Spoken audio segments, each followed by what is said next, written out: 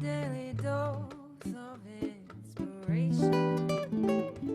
This is Remote Daily, an oasis of innovation for your mind, your soul, and your heart. Connect, act, and recharge with Remote Daily. This is Remote Daily. This is Remote Daily.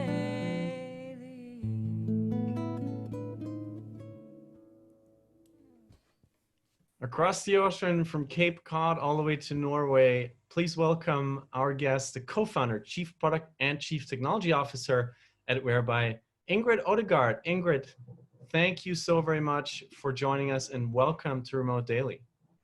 Thanks, Felix, and thanks, everyone. It's really great to be here and join one of the live sessions. I've seen the previous ones, so great to be here. Ingrid, your company, Whereby, is originated in Norway, but is spread across more than a dozen countries. I think the last number I saw was 17, everybody working remotely. So where are you exactly, and how does life look like around you right now? Yeah, so I'm in Oslo in Norway, and I think we are probably spread across 20 locations and 6 time zones in our team right now.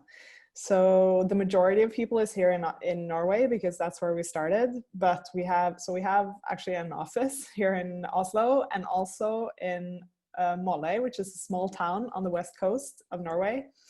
So our story is actually one of 2 companies that started separately and then merged quite recently. And the other company, they were started in this really small town on the west coast. So you can say that remote working is really in our blood and something we live and breathe every day. Yeah, the story of your company, it took me a while to figure this out. It's pretty crazy. I mean, it started as appear.in 2013. And as a very rare case, I may say, of a majority state-owned telecom company, Eleanor, in Norway, incubating an internal startup and actually leading it to success, with you in many different roles, eventually taking the helm, becoming CEO. Then, as you said, being acquired last year or merged and rebranded as Whereby. So since 2013, you have been on this journey of figuring out the best way to video. And I guess Zoom started in 2011. So I wondered, when I read your story, was appear in now Whereby the Norwegian reaction to Zoom? So it's really funny that you asked that, because we didn't even know about Zoom when we started. Like, I think it was mostly an American thing in the beginning. Like, nobody in Europe had heard about it or talked about it. And that's actually something that's happened in the last couple of years. So when we started, the main competitors were Skype and Google Hangouts and Cisco, and the more kind of enterprise expensive video conferencing solutions. A lot of big companies were still kind of hosting their own and buying hardware to run video conferencing.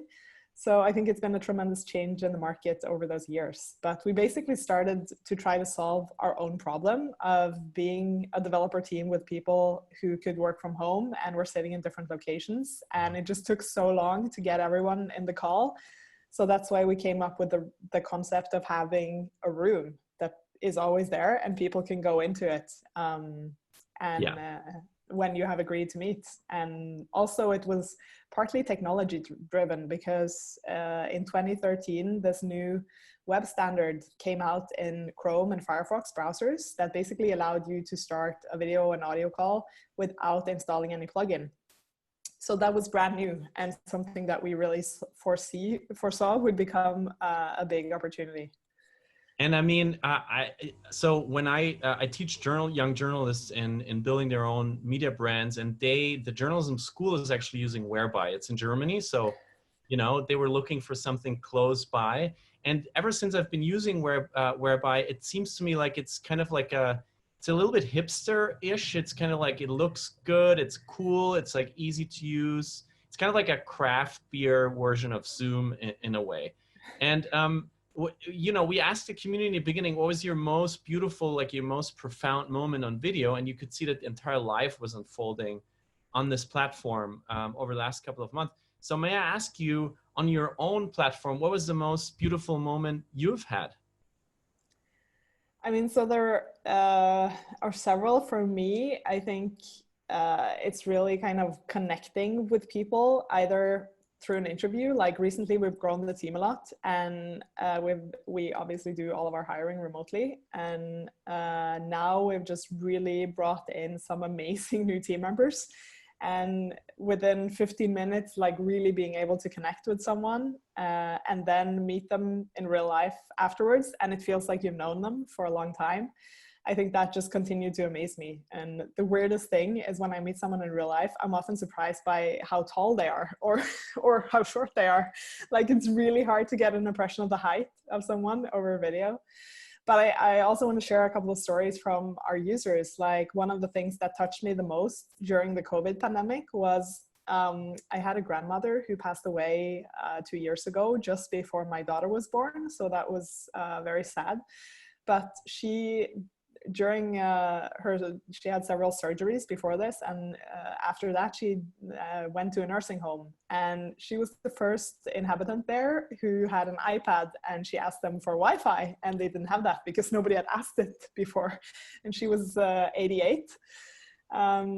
But then during COVID now, a friend of mine sent me a Facebook link to the Facebook page of a nursing home in the same county where she was living. And it showed a picture of the inhabitants talking to their family on an iPad over Whereby. And wow. Because they, like, families weren't allowed to visit because of the infection risk. So, and we had never been in touch with them. Like, I have still no idea how they found out about Whereby. But I was really glad to see that we could help bring people together when they couldn't meet in person. And we also got an email from an organization in Brazil who works with indigenous people in the Amazon, and he was just saying, thank you for providing this product, and it really helps us do our job now, and we wouldn't be able to function without it. Mm-hmm. So I think there's so many amazing stories out there of how people make creative use of video, and especially now during the pandemic where everything has been disrupted. So it's really motivating, and we really share that feedback in the whole team and take it to heart. I wanted to ask you, or rather say, I do a quick video conferencing speed round with you. So I give you two options, and you just by gut feeling decide which one you prefer. Are you ready? Yes. All right. Working from home or working from the office? Working from home. Virtual background or real background? Real background. I think it just shows off you as a person. Pets or children on the lap? Children. Look into the camera or look on the person's face? I find myself often looking at the person's face. Mute or speak up? Speak up. Speaker view or gallery view? Always gallery view. Always gallery view. We don't even have speaker view in Whereby. You have to do it manually if you want to. Zoom webinar or Zoom meeting? I haven't actually been into many webinars before this, so I'll go with webinar because we don't like Zoom meetings. Well, I have to say, just to make the differentiation here, this is actually a Zoom meeting or a Zoom call. Really? Okay. Some people call it webinar. You would only see yourself as co-host and myself and everybody else who is like kind of set up to speak. You wouldn't see the other participants, which... Okay, in that case, I'm going for the meeting because I want to see everyone. And Microsoft Teams or Google Meet? I'm going to go with Teams, actually, because I've had to have some Teams meeting now, and they've done a lot of good improvements to the product. Raises the bar for everyone. Zoom bombing or Zoom fatigue? Zoom fatigue. I really don't like Zoom bombing. Have you had any Whereby bombers? We have, unfortunately. Guess it comes with kind of having easy to read URLs, but we've taken a number of measures and we have the ability to lock rooms as well. So it's not widespread. that brings me to the last question. 12 people or 120 people? I'm normally going to go with 12, but I also really see the value in this kind of event where you can engage with a lot of people. But normally I think it's better interaction with a smaller group. Yeah, because that's really something that struck me about Whereby. When you have a normal Whereby room, I think it's 4 people, right? That's the free version. That's the free version, yeah. And when you upgrade, you're at 12 people, so very intimate. Does that have to do with Norway? We also have a business version with up to 50.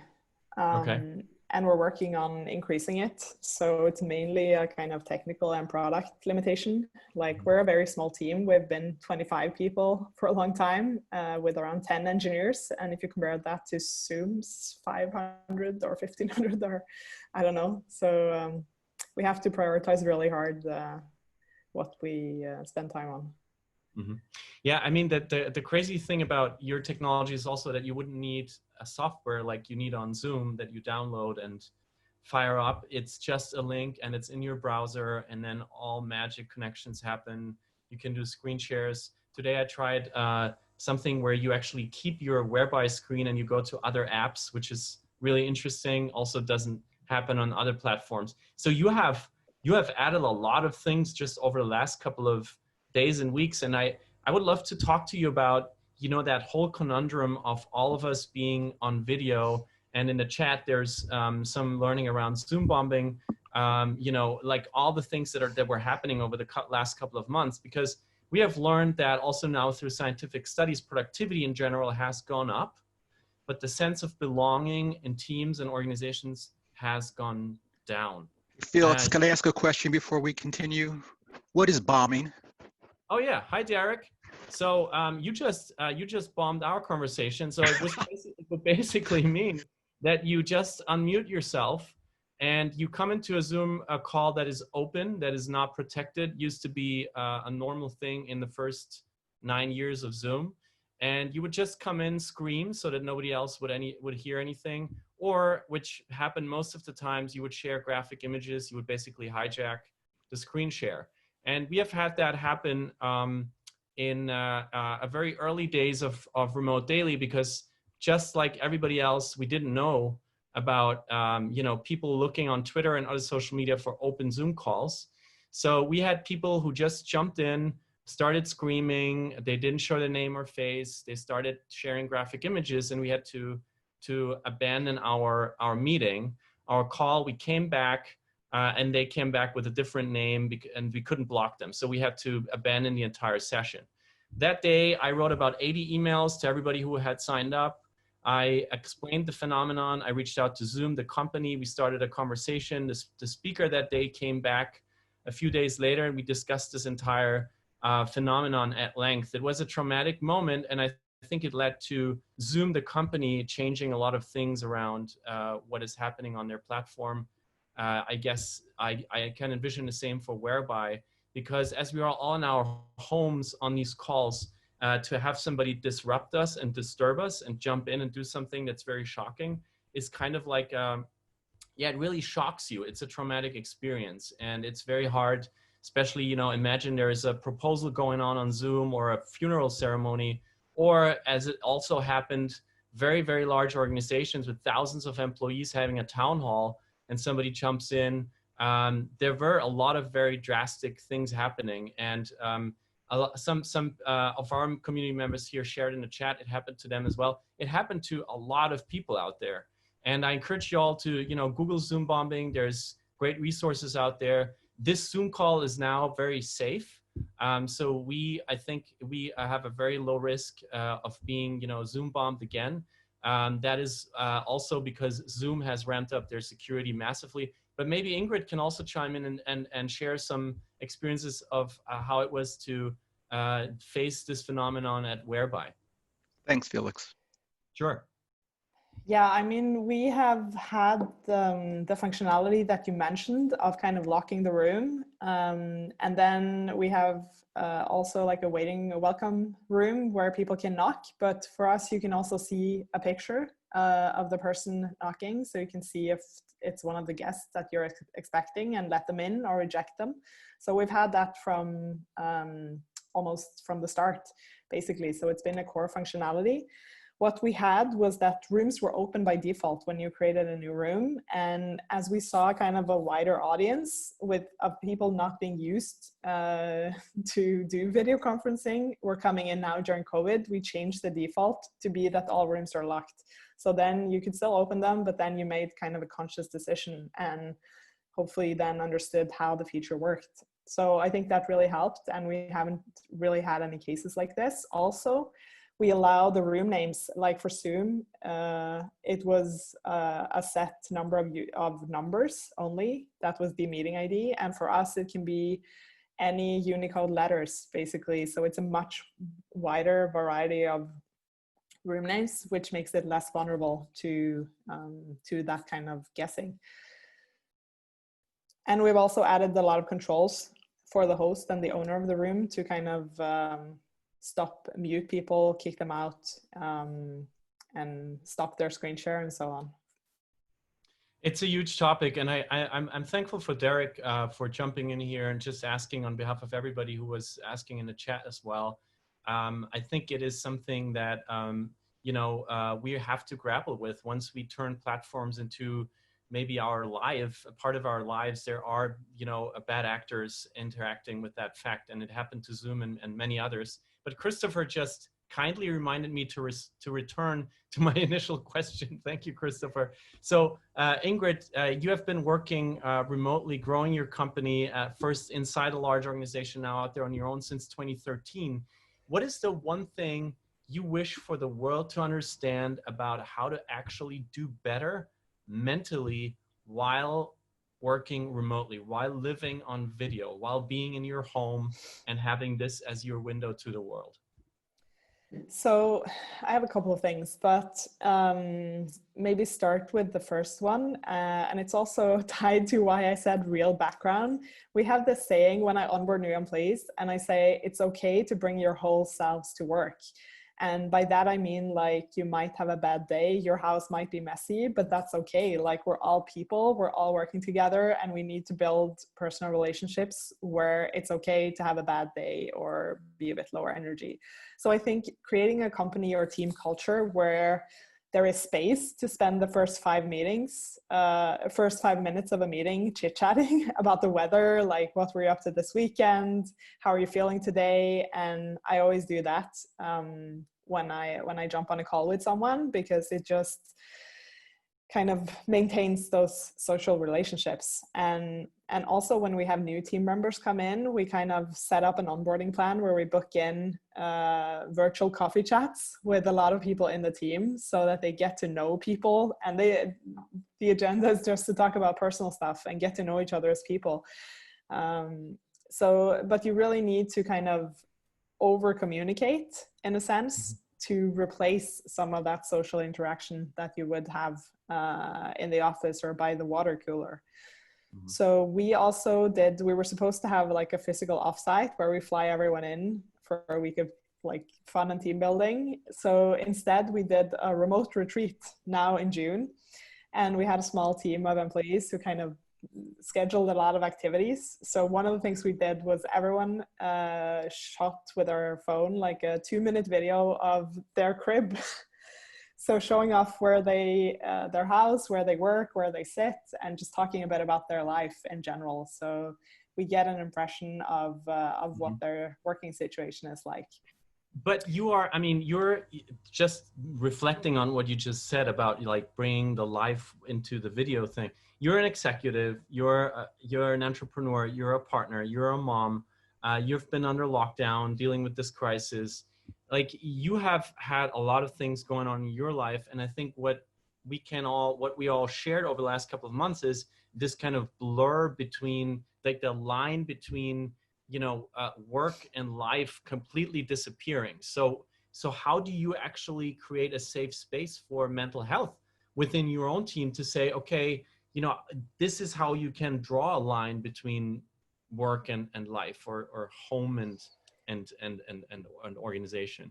Yeah, so we have a really good routine. So we use Slack as kind of our team chat, and that's where most of the communication happens. And having something like that is really important because it creates transparency, so everyone sees what's being talked about, what's going on. And in the morning when we log on, and it's also because we're in different time zones, and some of us have kids, others like waking up in the morning. So when we log on, when we're kind of starting to work and now we're available, we say that in Slack. So we say good morning, location, where am I going to be working today? And then just a few words about what I'll be working on. So then people know that I'm on, it's okay to bug me. And then we do the same thing in the afternoon when we go off to make dinner or something, say bye, I might be back at 7, or just that you're off. And then people know that they may not get a reply instantly. And I think that's really important to kind of set the boundary, because it's more of a problem when people work from home that they work too much rather than that they work too little. And I think a lot of managers probably worry that people are slacking off and cutting the lawn and so on, which I think it's really good if they do, because that's a nice break. But having some kind of separation where you kind of mark that now I stop working and I transition, and communicating that to the team can really help with not having this always on mentality. And Patty wonders in the chat here, have you set up a rule? Like, have you come up with like a rule book within your company to actually establish this, or was this like a coincidence? Trying to remember back, I think it kind of naturally grew to it, but then now we actually made it a rule, or something that we kind of bring new people into because it works so well, and it just creates a nice transparency and cohesiveness between the team in different time zones. And I've seen in other interviews that you gave the last couple of months that you use messaging actually a lot within your company. Can you share more about this? Like, you just shared like the check-ins, but is there more maybe that we also can incorporate into our own lives when it comes to like just using chats better? I think being really conscious about what channels are for what. So everything doesn't drown in one channel. Like, we've split out. So we have an announcements channel where we put really important information that everyone needs to know about. And then we try to have team channels that is open to everyone as well. So everyone can jump in if they have a question for that team, or they want to just see what's going on. And trying to keep as much open as possible and not too much in direct message chats, I think is a good rule. It's not always possible, but in general, it's good. Mm-hmm. And I also especially as management as well, to over communicate, because often you like sit and you make lots of decisions in meetings and you talk directly to people, but you forget to communicate it out to the team and to the people who are sitting and maybe waiting for a decision. So being really conscious about that is very important. And Daniel saying in the chat, looking at Ingrid's background, I don't get much a clue of her personality. Well, Daniel, talking about over communicating, Ingrid, where are you? So yeah, really funny that you said that. So I've had to resort to the basement that we're renovating right now, because my boyfriend was putting our daughter to bed just as this was starting. So I didn't want to disturb them. So yeah, it's been quite busy with the 1.5-year-old and renovation and COVID going on. So I would say I'm perpetually low on sleep. And you made headlines recently because you didn't also only grow your company, you also put together a remote work survey with, I think, 1,500 UK business owners. What did you find out about kind of like the future of work, or maybe like just 2020, through that survey that really surprised you? So I think the first thing that was really surprising to me was that more than half of the kind of business owners and decision makers felt that productivity had increased, because I was kind of expecting them to not feel that or be worried because they couldn't see what people were working on. So, but I would say that's a big positive. And we also found that more than 80% of businesses were considering changing their future working practices to allow people to work remotely. which is really positive. And I think the outcome of this is going to be like a really big acceleration of the development that either way would have happened. But I think it's ultimately going to be really good for employees. And from their side, more than half expected to be allowed to retain at least some of the flexibility to work remotely when they wanted. And they're also more than half felt that their mental well-being had improved due to working from home, whereas 18% felt that mental well-being had worsened during the period. So I think it's probably a lot to do with your situation. If you're living by yourself, it might get very lonely. If you're with a family, you might appreciate the added flexibility. But I think the takeaway is that I think it's definitely going to be a lasting change in some form. And we're also seeing that here. It's not just tech companies who are embracing this, but like the telco where we started, Eleanor, they have now introduced flexible working policies for 19,000 people across many countries. So I think that's going to be super exciting to follow. Right. Even the more cautious European corporates are moving in that direction, which shows a lot of how profound the changes that we are in. And you have this crazy kind of role because you build out this company, but you're not the CEO anymore. You're now the CPO and the CTO, so Chief Product, Chief Technology Officer. And I've learned from interviews with you that you are a product person at heart.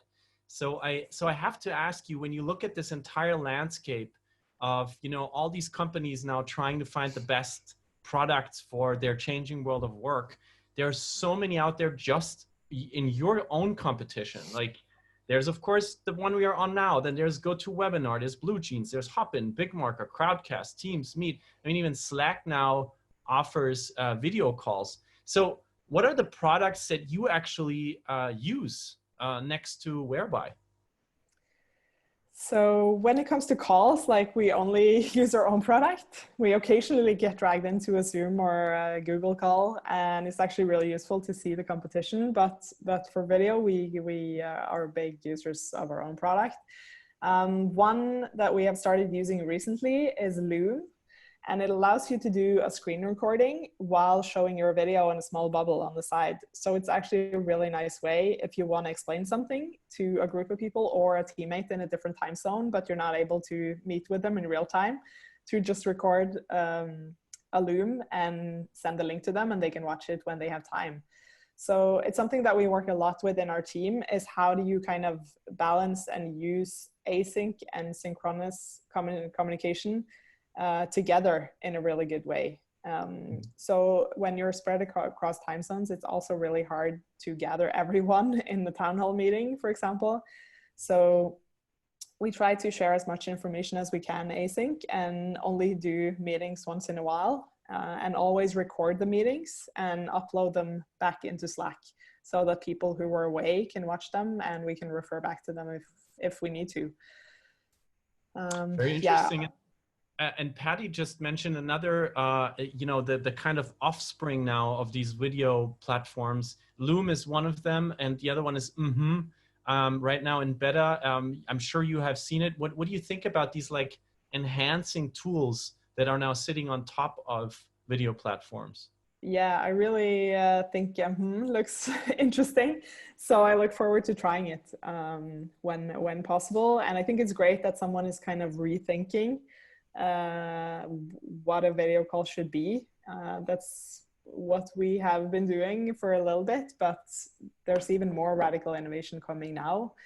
We're obviously trying to stay in front of it by talking to users and understanding their needs. I think what's good about Zoom's growth is that they have shown a lot of people that video actually works. I think a lot of people still have this image in their mind that video meetings are hard and they just shy away from them.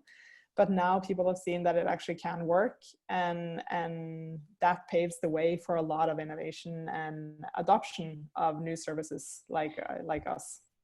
And then there's like this crazy world of kind of like XR platforms for video, where you actually like you communicate through an avatar. I think spatial is one that a lot of people seem to be trying out right now. What is your opinion on this kind of like weird XR world of having a video conference? What do you think about that? Is that a gimmick, or is it actually the future? I haven't had the chance to try it yet. I think it's still some time away, but you never know. Like, technology moves so fast. I think we have gone this traditional route of being adopted by innovators, early adopters, and now we're somewhere in the early majority, kind of coming into the mass market. And that journey has taken kind of 7 years. So it always takes longer than you expect. And people's behavior is notoriously hard to change and quite slow, although it's going faster and faster. So and you have crises like this coming in from the side that nobody could predict. So right. It's really hard to tell. And Deborah just asked a very timely question here in the chat. Have you ever tried not looking at yourself during a video call? The most, I guess, comfortable Zoom hidden trick is to click on these 3 little white dots when you move the mouse over your screen and choose hide self view. Is that something that you are also using, just like not trying to not look at yourself while you're having a video call? I haven't used that. I'm like, I'm very conscious that I want to kind of appear in the right way. So I kind of like having my own video and controlling that I'm in the picture and so on. But we have actually had a lot of requests for that lately. So clearly a lot of people like it. So it's probably something that we're going to look into. I've tried it too, and as I have the privilege to talk a lot on remote daily, I find it liberating to not look at myself while doing that. However, with the virtual background, it's always a little weird, and I try to be as clean about that as possible. So I also buy into the vanity of looking at myself every now and then. Patty just brought up a very interesting topic that I would like to end this conversation with you with. That the future of, you know, the European versus the American versus the Asian kind of internet. So as a European company, you have a particular sensibility around data and data security. What is your biggest safety concern about us, the users, the consumers, and our habits of living on video conferences? So that's a really big question.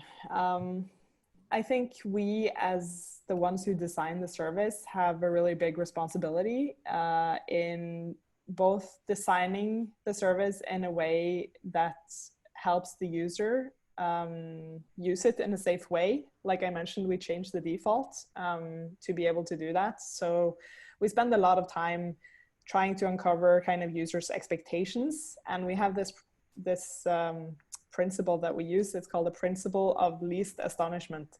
So we never want users to be surprised around how something works. Mm-hmm. So we try to kind of build a happy path that will get them into a safe usage and will not kind of make them do something that they don't really want to do. And I think it's really important to have a strong sense of ethics in a company, both when it comes to the way you design things, but also the way you use data. So privacy and security has been really important for us from day one, and we want to be a European privacy-friendly alternative. That doesn't mean that we don't track and use data at all, because it's a core part of the way we work with the service and improving it. But we try to put users in control of their own data and let them delete it when they want to, and be open about but that always, you know, Ingrid, that I'm sorry to interrupt, but that always sounds so nice. Like, you know, we should take care of like our own data, and then of course you can now request your Facebook data, but it's still with Facebook, and you only get a fraction of it. So what can we do as like not having a video conferencing business to create a safe future of video conferencing? What would you recommend for us to actually pay attention to when we use a service like that? Where's our power? I would say look at the company behind and what's the ownership, what's their business about, Our business is about selling subscriptions to video conferencing to a small percentage of our users. And we use data to do that effectively, but that data kind of is used by our team. Like we don't sell it to anyone. We don't sell it to advertisers. So our DNA, our business model is about providing the best possible service and experience to our users. We don't have any incentive to collect as much data as possible. So we try to minimize the amount of data that we need. So do a bit of research into the company that is providing the service and look at what their incentives are driving them to do. And read the terms of service. Like, we really try to make them easy to read and for people to understand. And that's something that we're always working on. How can we make it easier for people to make an informed decisions and understand what usage entails? Ingrid, thank you so much. Before my last question and before you have to take off, I would like to give a quick shout into the room here and see if everybody has a question for Ingrid that you would like to ask her right now before she is taking off. Just give me a quick sign with your hand or just go off mute. Christopher, I think was first. Christopher, hi, great to see you. Good to see you too. I'm just curious, Ingrid, about the question behind what I thought Felix was going to ask, which is, how do you keep community, or how do you create community and or build relationships? You talked about to have people show where they work in their house, but do you have any other ideas or strategies to be able to create community while being virtual? I think one of my coworkers uses the word intentional, which I really like. Like, we have to be intentional about what we want to achieve and our actions. And that goes for kind of both everyone in a team and how they want to interact with their teammates. And it goes for especially if you're a manager of a team, that think through, like, who in my team may be having a hard time right now. If I'm meeting with someone, what do I think they care about right now? How can I help them? Maybe reach out proactively to hear how people are doing. If you're a manager and don't wait for your monthly one-on-one or whatever. So maybe just like increasing the bandwidth of communication as well, and really keep it flowing. And I saw there were some comments in the chat. I'm just reading it like a bit while I talk, but around the fact that some people don't want to bring their whole selves to work.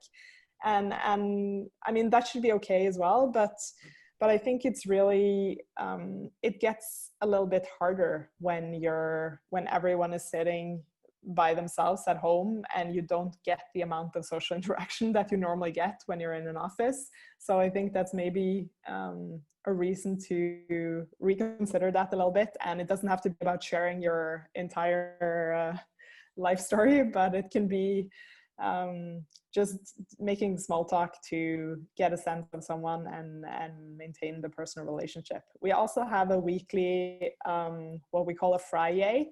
Every Friday, we have half an hour scheduled for the whole company where people who are available can jump in and we have chat about a random topic. So it can be like, what country would you move to if you could choose anywhere? Or what's the weirdest food that you've eaten? And it just kind of sparks these like really fun conversations, completely not related to work, but it kind of helps you interact with people and have kind of a really fun way to end the week. Let me just chime in real briefly here, Ingrid, because I was the one who said that I didn't want to do that. I really enjoyed living in Norway for a long time because that was just really ideal for me as an introvert. I didn't have a lot of people. Like I could sit in my office for a long time without ever being bothered, even at night, or people would leave the building and I wouldn't even know. And so I was wondering, that was why I was asking if there were any current studies like asking about whether your generation and my generation of Norwegians would actually sort of judge that situation differently. That was all I meant. That's a really good point to bring up. And that's like one of the things that I'm very passionate about. And especially when you're building out an engineering team, like there's so many different ranges of personalities. Like some of the best engineers are extremely introvert, and they should be, because that's what allows them to concentrate and solve really hard problems. But I think actually having a flexible working policy can make a team more inclusive and easier to work with for introverts and different types of personality, because it puts the power back to each individual to adapt their workday to the way that they feel that they work best and get energy from. So in our team, everyone can choose every day if they want to go into the office or if they want to work from home. So I'm actually also quite introvert, and I get energy from having a whole day at home by myself, not talking to anyone. So having the ability to choose just reduces stress so much. And I think that can increase productivity and creativity and just increase people's well-being overall. Thank you. And thank you for this important question, Sabine. Super interesting to hear how the country can actually add to the experience. And I would like to pass the mic to Madrid. Daniel, maybe you can combine your two questions into one. Yeah, it was because I think the attention span of people is on a certain level. And then when you interact with them, they get more engaged and it's more active, and people just, you see the posture, they just stand in front. And what about using visual? How do you co-create with your teams using visual tools? I know of Jamboard and Mural and things like that. Do you use them? Could you share something about the experience of what works best of co-creating with visual tools?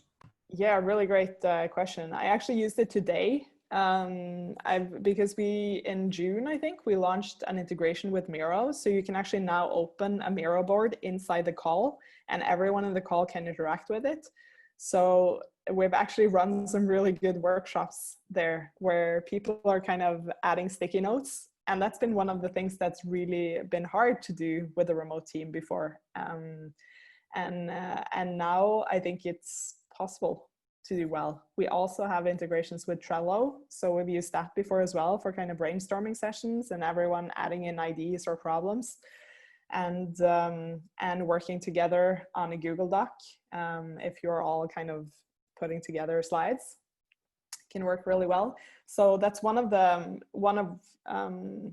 things that we want to help people do, is actually do work together and not just like have a meeting and then assign tasks and go out and do work in your separate offices or afterwards. So I think we're getting there actually, but you should check it out. Like Miro is amazing, and there are also other tools, Mural, and it really helps to visualize things, especially if you want to arrive at a certain outcome. Thank you for this question. And I think one really powerful thing about your platform, Ingrid, is that you have actually managed to incorporate all these other innovative companies and platforms, while other tools like Zoom have to build everything that are trying to build everything themselves. So your collaborative approach is really, really cool. I would like to give the room maybe one more question. If I see a hand or somebody wants to come off mute, just let me know. I'm just taking one more look here in the Zoom room. Is there anybody who'd like to answer Ingrid, the last question? If not, I have one. And it touches a bit on what Kyoko posted in the chat. Kyoko asked, what new capability in video conferencing would you like to see next? And I would like to expand that and say, when you try to envision a normal workday in late 2021, what kind of like capabilities are we gonna use? What is that work scenario gonna look like in your personal opinion or hope? Yeah, so like I said, people are actually quite slow to change behavior. So in 2022, I actually don't think there's going to be that much radical change. But to bring it back to the previous question, what I hope is that that we can help bring about this seamlessness where all the tools that you use work really well together, and kind of also data can flow between them if you want, so that you you are chatting on an async tool and you just you escalate to video because you need to discuss something, and then you work together in that call, maybe with some visual tools, and then you're done. Everything is documented and you have an easy way of going back and finding what you produced in the meeting. So I think that's just gonna have a massive effect on productivity and the way that people work together. And to maybe end with my vision, I hope that that tools like this and this way of working can really bring about kind of a structural change in our economies. Because once you start thinking that you can bring your work with you and live where you want to live, like you don't have to move to a big city to get a rewarding and challenging and well-paying job. You can actually, that's just incredibly liberating. And it opens up this whole new world. Like you can go and live where your parents live, your family. You can go back to maybe the country that you want to go back to. And you can bring a good salary and tax revenues back to that local community and maybe allow them to survive. So here in Norway, we have a lot of small communities that's basically been built on fishing and farming, but all the young people are doing education and they don't want to go back and work in farming or fishing. So, but they would love to live in that community. So once you start seeing enough people do this, I think it can actually really affect the economy, and less time spent on commuting, less pollution from traveling and commuting, and it's just gonna bring us to a more sustainable society. Wow, thank you so very much. Ingrid Odeaard, co-founder, CPO and CTO at Whereby. Thank you, Ingrid, for taking us into the world of video conferencing and how we can do better in it, and also for sharing your vision of the small community with a high-speed connection, which is, I guess, what a lot of urban people dream of these days. And, yes, and really important that Anne mentioned the Internet Society. Like, we're very lucky here in Norway because it's been a priority to build out that. So yeah, we should definitely support that.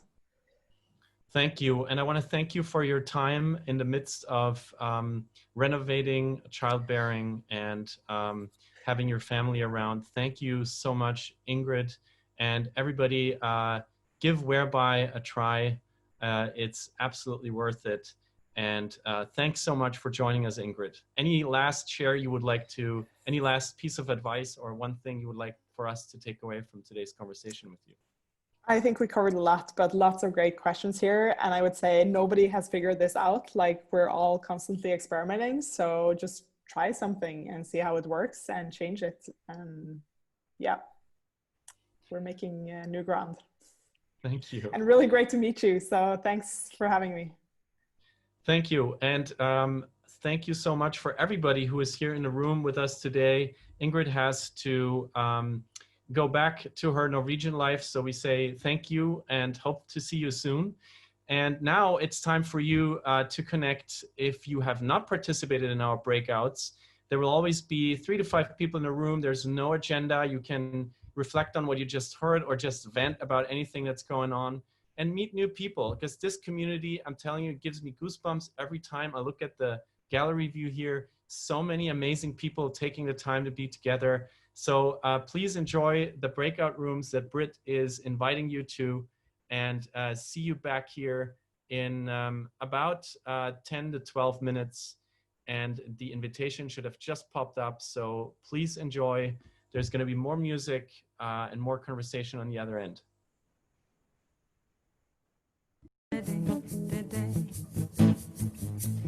This is Remote Daily, your daily dose of inspiration. This is Remote Daily, an oasis of innovation. For your mind, your heart, your soul, connect, act, recharge, and go with Remote Daily. This is Remote Acordeón solo. Daily.